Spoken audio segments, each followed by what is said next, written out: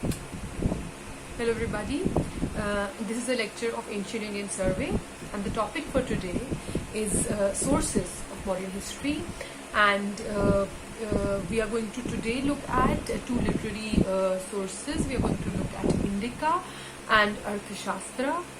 There is another important source of modern history that is the inscriptions, the epigraphs that are left behind by Ashok, but we have already talked about those inscriptions in a separate lecture, and we're not going to look at those inscriptions today. Today we're going to deal with two books or two literary texts which inform us about modern history. I'll start with Indica. Indica was composed by Megasthenes. He was a Greek historian and diplomat. His account, Indica, is in 4 volumes, and he is supposed to have been an ambassador of Hellenistic king. When I say Hellenistic, understand Greek, and he was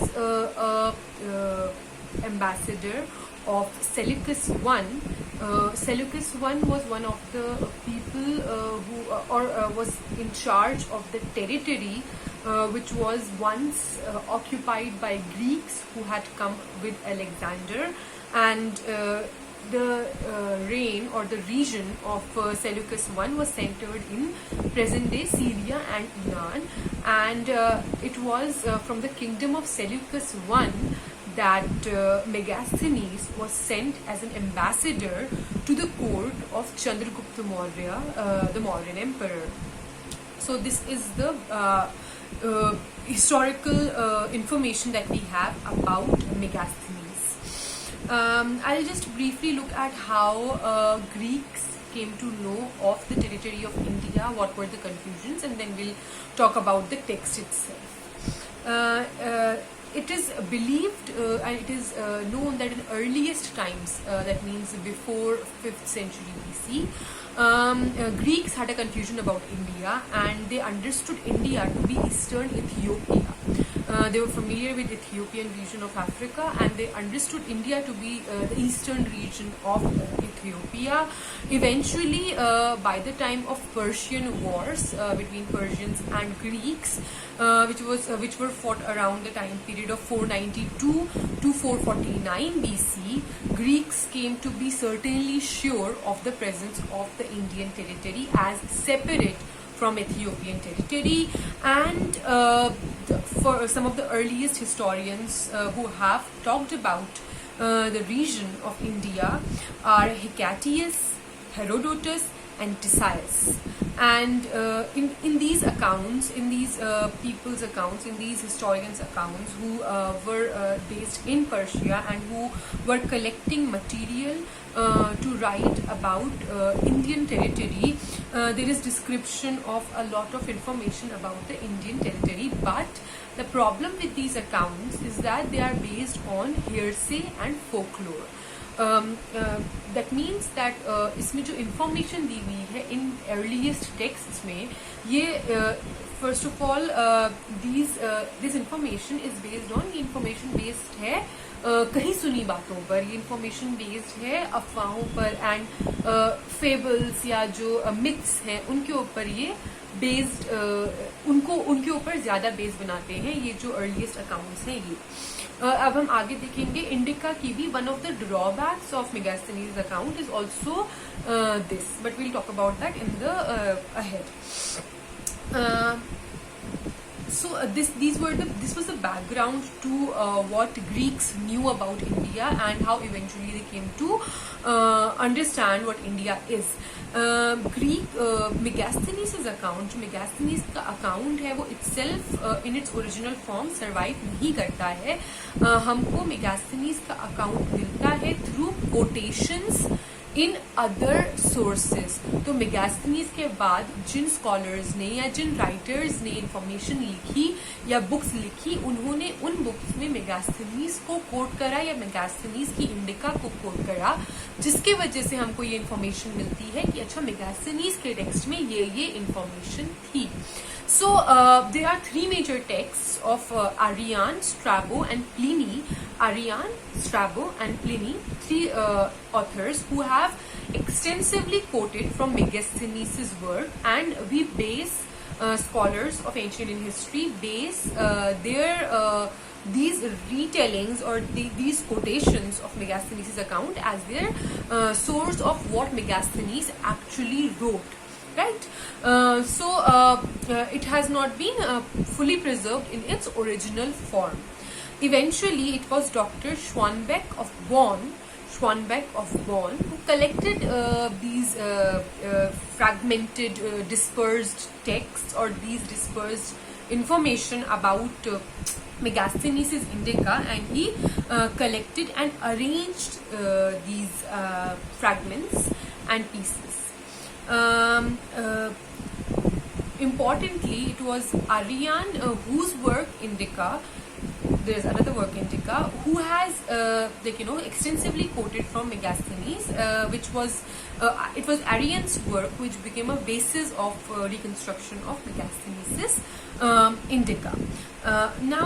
What this was the brief outline of what Indica is, how it had survived, and what are the problems that are there in its original preservation, or the absence of its original text.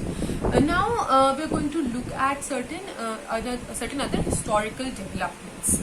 Now it is informed by certain Greek scholars that there was a war that was fought between Seleucus Nicator and Chandragupta Maurya. Eventually, both of these leaders, or both of these rulers, made an alliance, came on friendly terms, and eventually they strengthened their alliance with a marriage. So this is something that we have from Greek sources. There are also information which are contradictory to this, right? So we need to be cautious on how we accept these information, or these pieces of information.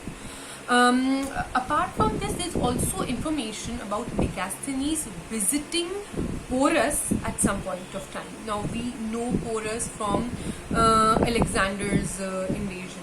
So it is also believed that at one point of time Megasthenes visited Porus. Some scholars, or most of the scholars who accept the date of Megasthenes' visit to Porus, is the time period of 302 to 288 BC. So this is the time period in which they place Megasthenes' visit to Porus, and this date helps us in historicizing or in dating Megasthenes' time in India and Megasthenes' presence in the court of Chandragupta Maurya. It is believed that eventually, after visiting Porus, he passed through several territories, passed through the major route that passed through Kabul and Punjab, and eventually reached Patliputra, which was the capital of the Magad region, the eastern region. And that is how it is reported, or it is recorded, Megasthenes eventually reached the court of Chandragupta Maurya. Now, what is the content of the book? We are going to talk about that briefly. Content of the book is, in the beginning, there seems to be a description of India, its physical geographical extent, its size, the boundaries, the limits that India has. Then there is a detailed information of its flora and fauna, about the animals, about snakes, fishes, trees of India, and there is also information about the rivers of India that must have been important to an outside observer. Then further ahead, the work Indica goes on and talks about the city of Patliputra. There is a description of the social customs, about the manners in which the food is consumed by people, about tribes, about races that are seen in the city, in the region. And there is also the description of castes. We have talked about the description of castes by Megasthenes when we talked about the social administration of Mauryan Empire, and we talked about how Megasthenes divides Indian society into 7 divisions, which he confuses with Varnas, but it is assumed, it is accepted that probably those 7 divisions were not Varnas, which are 4, but Jatis or castes. Right, and apart from this, there's information about gods. There's information about God Krishna and Shiva. And in Megasthenes' account, you will see that there is a contrast, or there is a parallel that he tries to draw between his Greek knowledge, between the Greek information or Greek background that he has and the Indian context that he is witnessing. तो हमको मेगास्थनीज के account में, because वो एक Greek background से थे, हमको एक झलक मिलती है कि कैसे वो अपने ग्रीक पास्ट को या ग्रीक बैकग्राउंड को, नॉट पास्ट बट बैकग्राउंड को, वो कंपेयर कर रहे हैं constantly with the information and the sources and the things that he is witnessing in India. For example, he also it is seen that he जो वो class और cast का divide देखते हैं इंडिया में, उनकी वो अंडरस्टैंडिंग भी Greek divisions of clans and classes के बेसिस पर है. इन द सेम कॉन्टेक्स्ट, वो जो Indian gods Krishna and Shiva को, he compares them to Greek gods Heracles and Dionysus. So इन दोनों गॉड्स को कंपेयर कर रहे हैं with the Indian gods. So there is a comparative study that is constantly there in Megasthenes' work. Further ahead, he also notes various other traditions of marriage. For example, he talks about how there is the presence of polygamy in the Indian society when he visited it. So there is a wide range of information that is found in Megasthenes' Indica. The rituals are described, the society is described, and especially the city of Patliputra is described in detail. So this is the information that we have, but again the greatest shortcoming that is there, which puts the credibility of the text into question. जो आपकी basic shortcoming है, जिसकी वजह से पूरे text की credibility को या पूरे टेक्स्ट की ऑथेंटिसिटी को, कि वो सही है या नहीं है, उसको क्वेश्चन किया जा सकता है. तो वो सिर्फ इसी बेसिस पे किया जा सकता है that most of Megasthenes' account is uncritical exception of Indian folklore. Uncritical मतलब उनका कोई क्रिटिकल एनालिसिस नहीं है. जो उन्होंने सुना अबाउट इंडियंस, अबाउट इंडियंस की जो कहानियां, जो कथाएं, जो मिथ्स, जो भी सुनी, उन्होंने उसको अनक्रिटिकली रिकॉर्ड कर लिया, अनक्रिटिकली एक्सेप्ट कर लिया. So this is one of the drawbacks that we have of Megasthenes' account. So there might be some dubious information that might have been accepted by Megasthenes on face value. And there's also a tendency of idealizing Indian culture, which is observed in Megasthenes' account. So this is all all we need to know about Megasthenes' Indica as a source of information for as the source that we utilize for reconstructing Mauryan history. तो ये तो आपकी Megasthenes का account हो गया. Now will just look at अर्थशास्त्र. अर्थशास्त्र was the author of the accepted author of Arthashastra is known to be Chanakya, who is also known as Vishnugupta and Kautilya. जो टेक्स्ट है अर्थशास्त्र, इसका लिटरल ट्रांसलेशन अगर हम करेंगे, अर्थशास्त्र, which means the science of wealth or science of economy. And but it is not limited to economic aspects. There are many wide range of aspects that are covered, ranging from politics to economy to social customs to everything else. So Arthashastra is a sort of guidebook that is there for rulers, for princes, for kings. And the author Chandragupta, the author of Arthashastra, Kautilya, is supposed to have helped Chandragupta Maurya to overcome the previous rulers, Nandas, and to overthrow the dynasty of Nandas and take control. So this is the background of the author of the text of Arthashastra. But obviously, because it is an ancient period account, there is still question about the authenticity of the original text. और उसमें से जो हमें पास down हुआ text अर्थशास्त्र, उसमें से कितना कंटेंट ओरिजिनली चंद्रगुप्त मौर्य के टाइम पर या प्री मौर्यन टाइम में या कौटिल्य के द्वारा या कौटिल्य के थ्रू लिखा गया, उसकी इंफॉर्मेशन हमको देयर इज अ क्लैश और there is a controversy about the actual authenticity of the text. ये कहा जाता है कि ये text over a period of time compile करा गया, कंपोज करा गया, एंड इसमें टाइम पर एडिटिंग, एडिशंस या करेक्शंस होते रहे हैं. Right. So scholars, after much debate and discussion, place this particular text and its contents between the time period of 2nd century BC to 3rd century AD. But it is accepted that a section of this particular text, Arthashastra, was composed in the earliest time of this particular slot, that is around the time period of Chandragupta Maurya. It was eventually the text was lost in the middle, and eventually in 1905 it was rediscovered by R. Shama Shastri, who published the text in 1909. Right. Now let's just look at what are the contents of this text. We have looked at the historicity of the text and the authenticity of the text, and the time period of the text. We'll just look in brief about the content of the text, and that would emphasize the importance of the text as a guidebook for royalty. Right. So the text itself is divided into around 15 books. And there are various details that are provided in these books.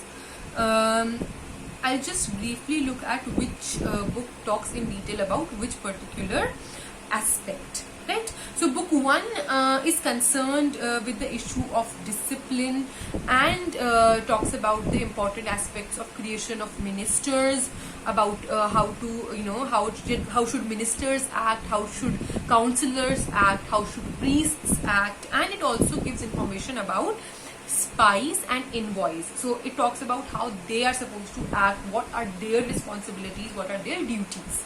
Further ahead, book 2 deals with duties of superintendence of the government and various other concerns of the state, like formation of villages, division of land, construction of forts, collection of revenue, and preventing any corruption. So all these aspects then in book 2 are widely concerned with the economic aspect. Right. The first one, the book 1 was majorly concerned with the political and administrative setup. Second book deals in detail about the economic aspects. The third book talks about laws. It talks about how subjects, that is the people, govern. What should be the agreements, what should be the how to determine disputes, कैसे आप legal disputes को solve करेंगे, how to what are the concerns about marriage, about inheritance, about recovery of debts. So all these things are covered in book 3. Book 4 talks about the protection of artisans and merchants.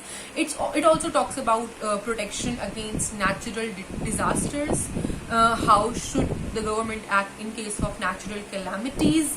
And it talks about various criminal penalties.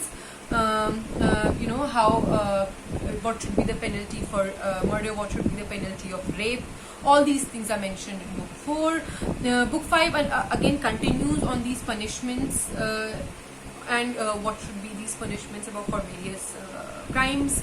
Book 6 focuses on sovereignty, peace and exertion of a state. किस तरीके से state को अपना expanse बढ़ाना चाहिए, land territory बढ़ानी चाहिए. Book 7 talks about alliances with other states and rulers. Book 8 talks about issues of army. How should a kingdom manage its army? Book 9 is concerned with invasion and war. How in what way the army should be recruited, what should be the equipment. Book 10 deals with similar issues as have already been dealt in book 9. We're not going to go into the details of these issues. We're just going to briefly have a look. Further ahead, book 11 deals with the conduct of corporations. So again, an economic perspective. Book 12 talks about duties of messengers, spies, capturing of an enemy, destruction of all the tactics, destruction of supply stores and granaries. So all the aspects that are which are of concern, which might come in useful for in case of a war, in case of a siege, in case of an attack. Right, so all these things are there. Book 13 talks about capture of a fortress, setting of a perfect siege. Book 14 tells about how to injure the enemy, curing injured men. So all these things are there in book 14. And book 15 talks about in detail talks about the treaties and how should the treaties be made with other rulers, other political entities. तो ये सारी चीजें now having looked at very briefly कि क्या क्या topics cover करे गए हैं in various books of Kautilya's Arthashastra, we know that there's a wide range of topic that is there, and एक attempt है to write about, to give details about, to inform about all the aspects that might come in the life of a ruler. एक ruler को किन किन चीजों की जरूरत पड़ सकती है, उन सब चीजों के regarding there is information, there is law. So there is information from how, what punishment to give. There is information about how to concerned with corporations, किस तरीके से corporations को deal करा जाए, किस तरीके से artisans और merchants को treat करा जाए, किस तरीके से शादी के क्या सिस्टम्स है, क्या कस्टम्स हैं, किस तरीके से सीज की जाए, सीज करी अगर आप सीज के अंदर हैं तो कैसे बिहेव किया जाए. So all these aspects are under consideration in the text of Arthashastra. I just conclude by talking briefly about various important political matters that are there in Arthashastra's text. In Kautilya's Arthashastra. So now Arthashastra talks about how king's policies should reflect a concern for the greatest good of the greatest number of his subjects. So मतलब the king, the duty of the king is to assure, उनकी duty है king की to assure the greatest good to the majority of people, to the greatest number, and for that to ensure greatest good for greatest number, there are 7 elements that are identified by Arthashastra. For example, and these are: king is who is supposed to serve the people, ministers and councillors who are supposed to serve the king, farmland and countryside which is supposed to provide resources, fortresses which are supposed to protect resources and extend control, treasury which is to be maintained by the government and which is supposed to fund the expansion of the territory, military which is supposed to defend and expand the state, and allies which are supposed to which are potential enemies which are made friends for the common good of the people of both the territories. So these are the 7 elements that are identified by Arthashastra for the which should be 7 elements which are important for the aim, which are important for the ultimate aim, which is the greatest good of greatest number. So this is a major important aspect that we look at, and then it also talks about various wars that an emperor is supposed to do with other regions, and this is obviously, as we have seen above as well, in one type of war which is called a silent war. The importance of espionage or the importance of spies, ये जो जासूस होते हैं उनकी importance बहुत ज्यादा बताई गई है इन अर्लियर टेक्स्ट. जो हमने पूरे टेक्स्ट के डिस्क्रिप्शंस देखे, जो बुक्स हैं, वेरियस बुक्स ऑफ अर्थशास्त्र, उसमें भी स्पाइस की ड्यूटीज, स्पाइस की importance, how they should be treated, what should be the qualities. So all these things are mentioned, and in one kind of war which is called a silent war, there is importance to high importance given to espionage. So ये आपका major two sources हैं, अर्थशास्त्र of Kautilya and indica of Megasthenes, which are important sources of information for modern history. There is contention about both the text and their authenticity, but it is widely accepted that certain sections of these texts are authentic, are contemporary to the time period that we are talking about, and they provide significant information about economic, political, social and other aspects of the time period of Mauryas. Thank you.